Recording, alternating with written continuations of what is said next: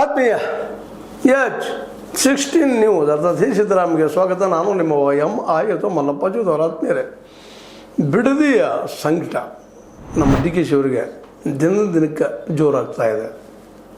ಅದೇ ಕಾಲಕ್ಕೆ JDSಗೆ ಇದನ್ನು ಹೇಗಾದರೂ ಮಾಡಿ ಯಶಸ್ವಿ ಮಾಡ್ಕೊಳ್ಬೇಕು ಅನ್ನುವಂಥ ಒಂದು ತಹತಕ್ಕೆ. ಹೌದು, DK ಶಿವಕುಮಾರ್ ಅವರು ಹೇಳುವಾಗ ತಮ್ಮ ಮಗನನ್ನು ಬೆಳೆಸೋ ಸಲುವಾಗಿ ಮಾಡುತ್ತಿರುವಂಥ ಪಾದಯಾತ್ರೆ ಸರಿ, ಅದು ಅವ್ರು ಹೇಳೋದೇನು ತಪ್ಪಲ್ಲ. ಅವರು ಮಾಡೋ ತಮಗೆ ರಾಜಕೀಯ, ಇವರು ಮಾಡೋ ತಮಗೆ ರಾಜಕೀಯ.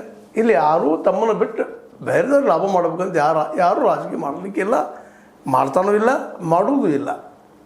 ಆ ನೆಲೆಯಲ್ಲಿ ಅಜ್ಜ ಅಪ್ಪ ಎಲ್ಲರೂ ಮೊದಲು ಆರಂಭದಲ್ಲೇ ಅಪ್ಪ H. ಕುಮಾರಸ್ವಾಮಿ ಆರಂಭ ಮಾಡಿದರು. ನಿನ್ನೆ ನಮ್ಮ ದೇವೇಗೌಡರು ಮಾಡಿದರು ಆಶೀರ್ವಾದ.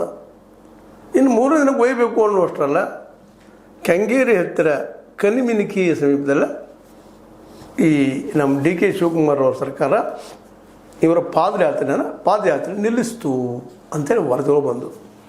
ಕಾಲಷ್ಟ ಇದು ಬೆಳೆ ಕೊಡಬಾರ್ದು, ಬೆಂಗಳೂರಲ್ಲಿ ದೊಡ್ಡ ಇಶ್ಯೂ ಆಗಬಾರ್ದು ಅನ್ನೋದೇನೋ ಅವ್ರದ್ದು ಇರ್ಬೋದು. ಬಟ್ ಆಲ್ರೆಡಿ ಇದು ದೊಡ್ಡ ಇಶ್ಯೂ ಆಗಿ ಹೋಗಿಬಿಟ್ಟದ. ಎಲ್ಲರೂ ಚರ್ಚೆ ಮಾಡುವಂಥ, ಅದರಲ್ಲೂ ಮುಖ್ಯವಾಗಿ ಬೆಂಗಳೂರು ಸುತ್ತಮುತ್ತ ಬಿಡದಿಯಲ್ಲಿ ಜನ, ಇಡೀ ರಾಜ್ಯದ ರೈತರು ಎಲ್ಲರೂ ಇವತ್ತು ಚರ್ಚೆ ಮಾಡ್ತಾಯಿದ್ದಾರೆ ಬಿಡದಿ ಸಲುವಾಗಿ. ಹೌದು, ಎಲ್ಲರೂ ಒಪ್ಕೊಳ್ತಾರೆ. H. ಕುಮಾರಸ್ವಾಮಿ ತಂದರು, ತರಬಾರ್ದಾಗಿತ್ತು ಅಂತ ಎಲ್ಲರೂ ಅಂತಾರೆ. ಆದರೆ ಇವತ್ತು ಅವರು ಅದನ್ನು ಬಿಟ್ಟಿದ್ದಾರೆ, ಕೈ ಬಿಟ್ಟಿದ್ದಾರೆ. ಇವ್ರು ಯಾಕೆ ಬಿಡ್ತಾ ಇಲ್ಲ? ಅವರು ಒಮ್ಮೆ ಮುಖ್ಯಮಂತ್ರಿ ಇದ್ದಾರೆ, ಇನ್ನು ರೆಡ್ ಜೋನ್ ಮಾಡಿದರು, ಎಲ್ಲನೂ ಮಾಡಿದರು, ಮಾಡಿ ಇವತ್ತು ತೆಗಿಲಿಕ್ಕೆ ಬರ್ತಂತ ಅವರು ಸ್ವತಃ ಹೇಳ್ತಾ ಇದ್ದಾರೆ. ಆದರೆ ಹಠಕ್ಕೆ ಬಿದ್ದಿರುವಂಥ DK ಶಿವಕುಮಾರ್ ಅವರು ಬಿಡ್ತಾ ಇಲ್ಲ ಅನ್ನೋದು ಅಲ್ಲಿಯ ರೈತರ ಆರೋಪ. ಆದರೆ ಸ್ವತಃ DK ಶಿವಕುಮಾರ್ ಅವರು ಹೇಳ್ತಾರೆ, ಇಲ್ಲಪ್ಪ ನಮ್ಮ ಒತ್ತಾರೆ ಯಾರು ಭೂಮಿ ಕಸೋಳೋದಿಲ್ಲ, ಪ್ರೀತಿಯಿಂದ ಕೊಟ್ಟರೆ ತೊಗೊಳ್ತೀವಿ, ಅವ್ರು ರೇಟ್ ಸರಿಯಾಗಿ ಬಂದರೂ ಕೊಡಲಿ, ಎಲ್ಲಾದರೂ ಇಲ್ಲ, ಎಲ್ಲರ ಮೇಲೂ ಒತ್ತಾಯ ಇಲ್ಲ ಅನ್ನುವಂಥ ಮತ್ತು ಅವ್ರು ಹೇಳ್ತಾ ಇದ್ದಾರೆ. ಸಣ್ಣ ಅಮೌಂಟ್ 2-2.5 ಕೋಟಿ ರೂಪಾಯಿ ಕೊಡ್ತೀವಿ ನಾವು ಅನ್ನುವಂಥ ಮಾತಾಡ್ತಾ ಇದ್ದಾರೆ. ಅಂದರೆ ಒಟ್ಟಾರೆಯಾಗಿ ನಮ್ಮ ಒತ್ತಾಯ ಇಲ್ಲ, ಆದರೆ ಅಭಿವೃದ್ಧಿ ದೃಷ್ಟಿಗೂ ನಾವು ಮಾಡ್ತಾಯಿದ್ದೀವಿ ಅಂತ ಅವ್ರು ಹೇಳ್ತಾ ಇದ್ದಾರೆ. ಇಲ್ಲಿ ಯಾರ ಅಭಿವೃದ್ಧಿ, ಯಾಕೆ ಅಭಿವೃದ್ಧಿ, ಎಲ್ಲಿ ಅಭಿವೃದ್ಧಿ ಅನ್ನೋದು ಮಾತುಗಳು ಬೇರೆನಾ. ಹೌದು, ಬೆಂಗಳೂರು ಸುತ್ತಮುತ್ತ ಮಾರ್ಕೆಟ್ ಅದ, ಆ ಮಾರ್ಕೆಟನ್ನು ಕ್ಯಾಪ್ಚರ್ ಮಾಡಿಕೊಂಡು 1/10 ಸ್ಟೇಟ್ ತಕ್ಕೋಬೋದು ಅನ್ನೋದು ಸರ್ಕಾರಗಳಿಗೂ ಸಹಿತ ಅನುಕೂಲಗಳಿರ್ತಾವೆ, ವೈಯಕ್ತಿಕ ರಾಜಕಾರಣಕ್ಕೂ ಹೆಲ್ಪ್ ಆಗ್ತಿರ್ತದೆ ಅಂತೇಳಿ ಇವರು ಗದ್ದಲ ಮಾಡ್ತಾಯಿದ್ದಾರೆ ಅನ್ನೋದು ಈಗಾಗಲೇ ಸಾರ್ವಜನಿಕ ಗೊತ್ತದ. ಆದರೆ ರೈತರು ಒಮ್ಮೆ ಭೂಮಿಯನ್ನು ಕಳ್ಕೊಂಡ್ರೆ ಮುಗಿದು ಬಿಡ್ತು, ಎಂದೂ ಸಿಗಲಾರದ್ದು ಅನ್ನೋ ಸಹಿತ ಅಷ್ಟ ಸಾಧ್ಯದ. ಕಳೆದುಕೊಳ್ಳುವ ಪೂರ್ವದಲ್ಲಿ ಹಲವು ಸಲ ವಿಚಾರ ಮಾಡಬೇಕಾಗ್ತದೆ. ಬಟ್ ಈಗ ಕಳೆದುಕೊಳ್ಳುವ ಸಂದರ್ಭ ಅನಿವಾರ್ಯವಾಗಿ ಬಂದಪ್ಪ ಅಂತಂದ್ರೆ ಕಳ್ಕೊಳ್ಬೇಕಾಗ್ತದೆ ಅನ್ನೋಂಥ ಮಾತನ್ನು ಸಹಿತ ಹೇಳಬೇಕಾಗ್ತದೆ. ಆದರೆ ಅವರು ರೈತರಿಗೆ ಕಳ್ಕೊಳ್ಳೋದು ಬೇಕಾಗಿಲ್ಲ. ನಮ್ಮ ಆಸ್ತಿ ನಮಗೆ ಉಳಿಲಿಪ್ಪ, ನಮ್ಮ ಮುಂದಿನ ಜನ್ರೇಷನ್ಗೆ ಉದ್ಯೋಗ ಕೊಡ್ತದೆ ಅನ್ನೋಂಥ ಭರವಸೆ ಆ ಒಕ್ಕಲ್ತನದಲ್ಲಿ ಇದ್ದಂಥವು. ಇನ್ನು ಕೆಲವು ರೈತರು ಇದ್ದಾರೆ, ಅವರು ಭಾಳ ಕಡಿಮೆ ರೈತರು ಅಂತ ಹೇಳ್ಕೊಳ್ತಾ ಇದ್ದಾರೆ. H. ಕುಮಾರಸ್ವಾಮಿಗಳು ನಿನ್ನೆ ಒಂದು ಎಪಿಸೋಡಲ್ಲಿ ಹೇಳಿದ್ದೀನಿ ಮಾತನ್ನು. ಸತ್ಯಶೋಧನಾ ಸಮಿತಿ ಮುಂದೆ ಸ್ವತಃ DK ಅವರು ಬೇಡ, ಇಲ್ಲಿ ಹೊಲಗಳಿದ್ದಾವೆ, ಮಾಡೋದು ಬೇಡಪ್ಪ ಅಂತ ಹೇಳಿದ್ದಾರೆ. ಆದರೆ ಇವತ್ತು ಅವರು ಅದನ್ನು ಮಾಡ್ತಾಯಿದ್ದಾರೆ, ಮತ್ತು ತೋರಿಸಿದ್ದಾರೆ. ಇಂಥ ಒಂದು ಪ್ರಸಂಗದಲ್ಲೇ ಕುಮಾರಸ್ವಾಮಿಗೂ ಅದು ಅನಿಸಿದ್ರೆ, ಇಲ್ಲಪ್ಪ ಇವತ್ತು ರೈತ ಬೆಂಬಲ ಬೇಕಾಗಿದೆ ಅವ್ರಿಗೆ. ಮತ್ತು ಆಲ್ರೆಡಿ JDS ತನ್ನ ಏನಪ್ಪ ಅಂತ ತಳಪಾಯವನ್ನು ಕಳ್ಕೊಂಡದ ಅನ್ನುವಂಥ ಅಭಿಪ್ರಾಯಗಳು ಆ ಭಾಗದಲ್ಲಿ ಕೇಳಿ ಬರ್ತಾ ಇದ್ದಾವೆ. ಅದಕ್ಕೆ ಇವತ್ತು ಮಗನೂ ಬೆಳೆಸೋದು ಜೊತೆಗೆ ಪಕ್ಷನೂ ಉಳಿಸ್ಕೊಳ್ಳೋ ದೃಷ್ಟಿ ನೋಡಿ ಇವತ್ತು ಪಾದಯಾತ್ರೆ ಶುರು ಮಾಡಿದ್ದು. ಆದರೆ ಈಗ ಅದನ್ನು ಶತಾಯ ಗತಾಯ ನಿಲ್ಲಿಸುವಂಥ ಕೆಲಸವನ್ನು DK ಶಿವಕುಮಾರ್ ಅವರು ಮಾಡ್ತಾಯಿದ್ದಾರೆ. ಬರ್ರಿ ಅಧಿವೇಶನದಲ್ಲಿ ಮಾತಾಡೋಣ, ಯಾರು ತಪ್ಪದ ನೋಡೋಣ. ನಮಗಂತೂ ಒತ್ತಾಯ ಇಲ್ಲ, ನಾವು ಕಸ್ಕೊಳ್ಳೇಬೇಕು ಭೂಮಿ ಅಂತ ನಮಗಿಲ್ಲ. ಆದರೆ ಮಾರೋರು ಇದ್ದಾರೆ, ಕೊಡೋರಿದ್ದಾರೆ, ಅವರಲ್ಲಿ ಅನೇಕರಿದ್ದಾರೆ. ಇಲ್ಲಿ ಮತ್ತು ಇಲ್ಲಿ ಬಂದಂಥ ಪಾದಯಾತ್ರೆಗೆ ಬಂದಂಥವರು ಇವರು ಹೆಚ್ಚು ಕಡಿಮೆ ಹೊರಗಿನ ಬೇರೆ ಬೇರೆ ಕಡೆಯಿಂದ ಬಂದಂಥ ರೈತರಾಗಿದ್ದಾರೆ, ಅಲ್ಲಿ ಲೋಕಲ್ ರೈತರಲ್ಲ ಅನ್ನುವಂಥ ಮಾತು. ಇದು ಬ್ಲ್ಯಾಕ್ಮೇಲ್ ಮಾಡ್ತಾ ಇದ್ದಾರೆ ಅಲ್ಲಿ ರೈತರು ಅನ್ನುವಂಥ ಮಾತನ್ನು DK ಅವರು ಹೇಳ್ತಾ ಇದ್ದಾರೆ. ಅಂದರೆ ತಮಗೆ ಬೇಕಾದ ಜನರನ್ನು ಕರ್ಕೊಂಡ್ಬಂದು ಈ JDS ಅವರು ಪಾದಯಾತ್ರೆ ಮಾಡ್ತಾಯಿದ್ದಾರೆ ಅನ್ನೋದು ಮಾತು. ಇನ್ನೊಂದಿಲ್ಲ ಭಾಳ ಡೆವಲಪ್ಮೆಂಟ್ ಆಗಿದ್ದೇನಪ್ಪ ಅಂತಂದ್ರೆ, 2ನೇ ದಿನದ ಪಾದಯಾತ್ರೆಯಲ್ಲಿ ವಿಶೇಷವಾಗಿ BJP ನಾಯಕರಲ್ಲಿ ಕಾಣಿಸ್ಕೊಳ್ತಾ ಇಲ್ಲ. ಆರಂಭ ದಿನ ಬಂದರು, ಹುರುಪು ತೋರಿಸಿದ್ರು, ಮಾಡಿದರು.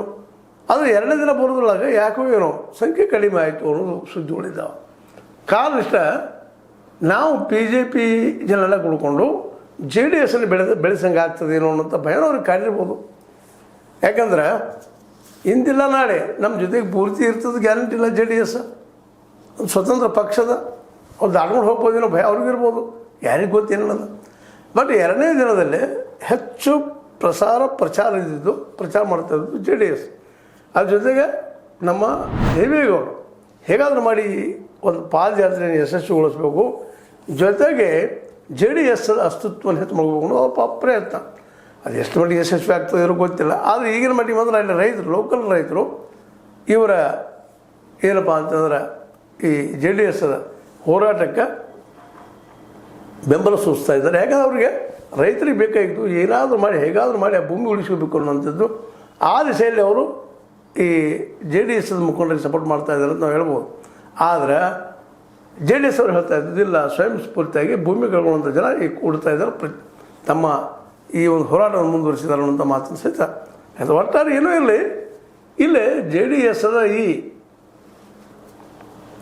ಈ ಒಂದು ಹೋರಾಟ, ಈ ಒಂದು ಮುಂದುವರೆದಂಥ ಕೆಲಸ ನಿಶ್ಚಿತವಾಗಿಯೂ ಕಾಂಗ್ರೆಸ್ಸಿಗೆ ಹೊಡೆತ ಕೊಡೋದಷ್ಟೇ ಅಲ್ಲ, ಬಿ ಜೆ ಪಿಗೆ ಮೈಸೂರು ಭಾಗದಲ್ಲಿ ಒಂದಪ್ಪ ಪಕ್ಷ ಜೆ ಡಿ ಎಸ್ ಬಿಟ್ಟರೆ ಮತ್ತೊಂದು ಇಲ್ಲ ಅನ್ನೋದ್ರ ಸಂದೇಶ ಮುಟ್ಟಿಸೋದಿರ್ಬೋದೇನೋ.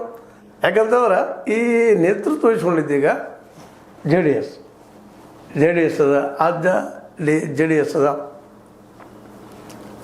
ಈ ಅಪ್ಪ ಮತ್ತು ಮೊಮ್ಮಗ ಅನ್ರಿಬೇಕಾದ ದೇವೇಗೌಡರಿಗೆ ಅವರೆಲ್ಲ ಕುಡ್ಕೊಂಡು ಈ ಒಂದು ಪಾದಯಾತ್ರೆ ಮೂಲಕ ನಿಖಿಲ್ರವರನ್ನು ನಾಯಕರನ್ನಾಗಿ ತಯಾರು ಮಾಡೋಂಥ ಪ್ರಯತ್ನ ಮಾಡ್ತಾ ಇದ್ದಾರೆ.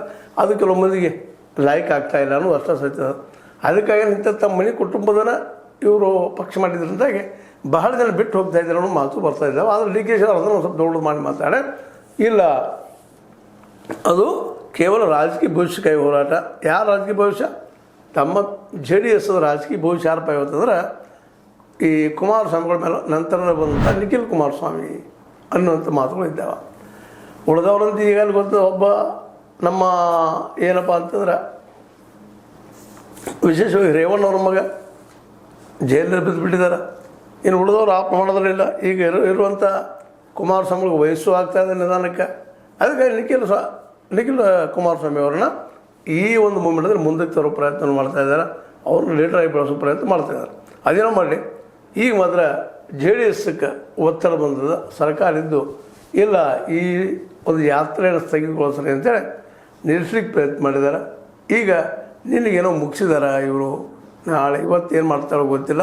ಬಟ್ ಜೆ ಡಿ ಎಸ್ ಅವರ ಈ ಒಂದು ಪಾದಯಾತ್ರೆ ನಿನ್ನೆ ಮಟ್ಟಿಗೆ ಅಂತ್ಯ ಆಗ್ಯದ, ಮುಂದುವರಿಬೋದಿಲ್ಲ ಅಂತಲ್ಲ, ಯಾರು ಪಲ್ಲರು ಇನ್ನೂ ಆಗ್ತದೆ ಅಂತೇಳಿ. ಆದರೆ ಜೆ ಡಿ ಎಸ್ಗೆ ತನ್ನ ಅಸ್ತಿತ್ವ ಪಡ್ಕೊಳ್ಳೋ ಸಲುವಾಗಿ ಈ ಒಂದು ಪಾದಯಾತ್ರೆಯನ್ನು ಮುಂದುವರಿಸೋದು ಅನ್ನೋದು ಅಷ್ಟು ಸತ್ಯ ಅಂತ ಹೇಳ್ತಾ, ಇದು ನೀವು ಲೈಕ್ ಆಗಿರ್ಬೋದು, ಲೈಕ್ ಮಾಡಿ, ಶೇರ್ ಮಾಡಿ, ಕಮೆಂಟ್ ಮಾಡಿ, ಸಬ್ಸ್ಕ್ರೈಬ್ ಮಾಡಿ. S16 ನ್ಯೂಸ್ ಅರ್ಥ ಹೇಗೆ ಸಿದ್ದರಾಮಯ್ಯ ಸತ್ಯಕ್ಕೆ ನೋಡಿ ವಂದನೆಗಳು. ಆತ್ಮೀಯ ಸಾರ್ವಜನಿಕರಲ್ಲಿ H16 ಅರ್ಥಾತ್ ಹೇ ಸೀತಾರಾಮದಿಂದ ಒಂದು ಮನವಿ.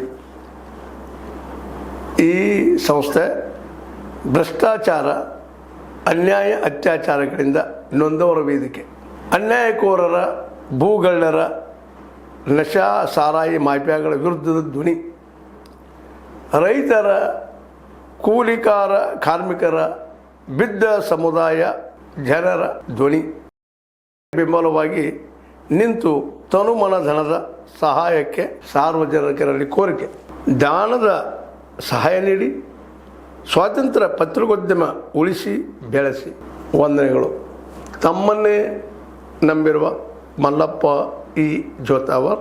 ಈ ಕೆಳಗಿನ QR ಸ್ಕ್ಯಾನ್ ಮಾಡಿ ಅಥವಾ ಈ ನಂಬರ್ ಅಂದರೆ 7411402405ಗೆ ಇಲ್ಲ 9686864852ಗೆ ನೀವು ಫೋನ್ಪೇ ಮಾಡಿ, ಪೇಟಿಎಮ್ ಮಾಡಿ ಅಥವಾ ಇನ್ನಾವುದೇ ಮಾಧ್ಯಮದಿಂದ ಗೂಗಲ್ ಮೂಲಕ ಸಹಾಯ ಮಾಡಿ ಈ ಪ್ರಾಮಾಣಿಕ ಪತ್ರಿಕೋದ್ಯಮವನ್ನು ಉಳಿಸಿ ಅಂತ ಮತ್ತೊಮ್ಮೆ ಮನವಿ. ವಂದನೆಗಳು.